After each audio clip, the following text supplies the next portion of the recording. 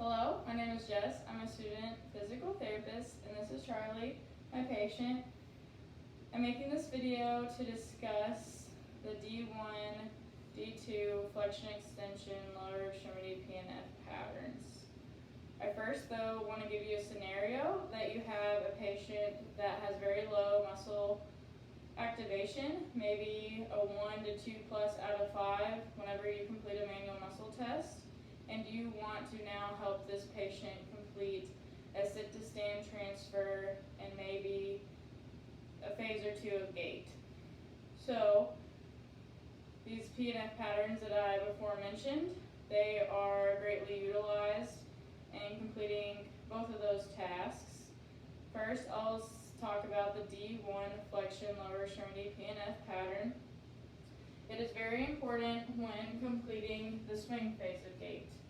So whenever you are completing the swing phase of gait, you're going to come into hip flexion, hip adduction, which is going to create slight knee external rotation. You're going to have ankle dorsiflexion and ankle inversion. So to complete this motion, this pattern is going to look like this.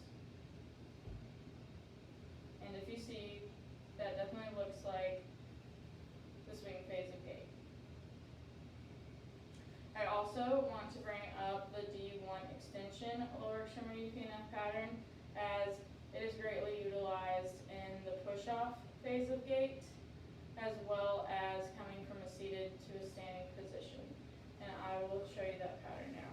I'm going to have my patient flip on his side and come close to me, a little bit closer.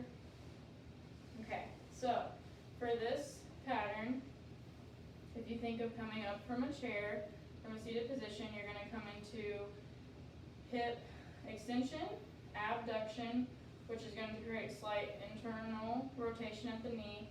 You're going to plantar flex your ankle and come into slight external rotation of the ankle. So the full motion of this is like so.